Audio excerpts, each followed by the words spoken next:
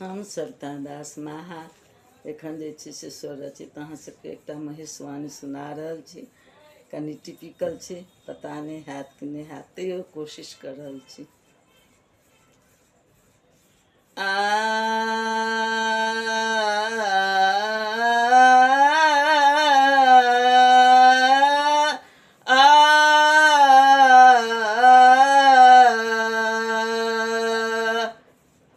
शिव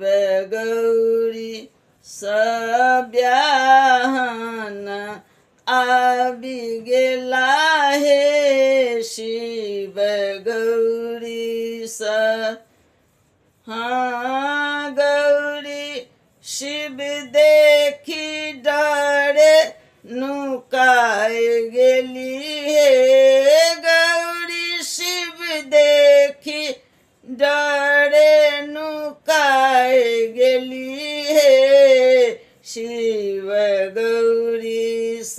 हाँ शिव गौरी ब्याहन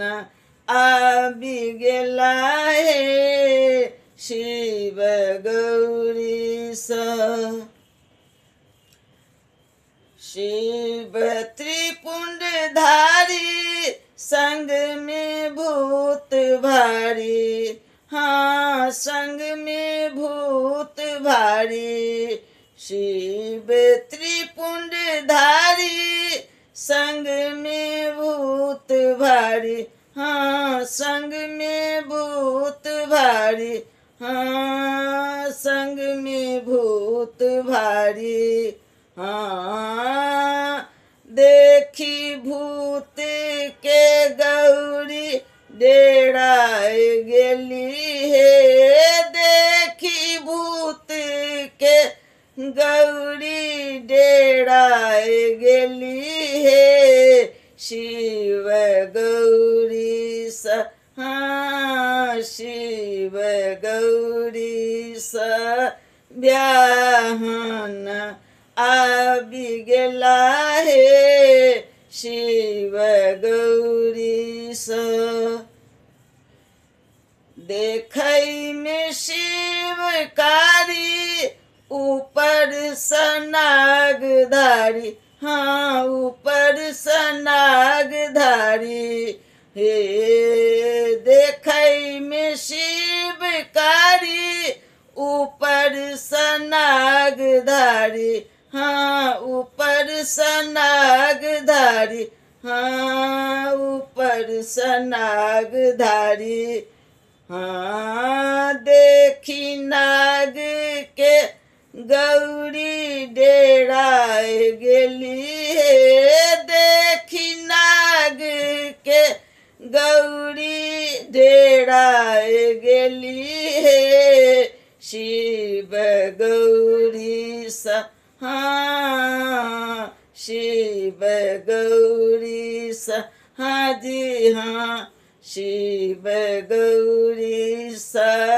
ब्याहन आबि गेला हे, शिव गौरी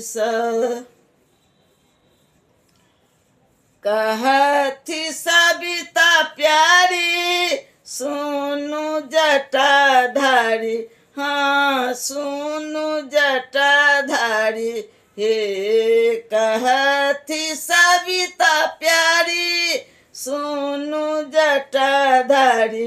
हाँ सुनु जटाधारी, हाँ सुनु जटाधारी, हाँ गौरी ब्याह रचाय लिया हे, गौरी ब्याह रचाय लिया हे, शिव गौरी हाँ शिव गौरी हाँ जी हाँ शिव गौरी ब्याहन आबि गेला हे, शिव गौरी हाँ गौरी शिव देखी डरे नुकाए गेली हे गौरी शिव देखी डरे नुकाए गेली हे शिव गौरी सा हाँ शिव गौरी सा ब्याहन आबि गेला हे शिव गौरी सा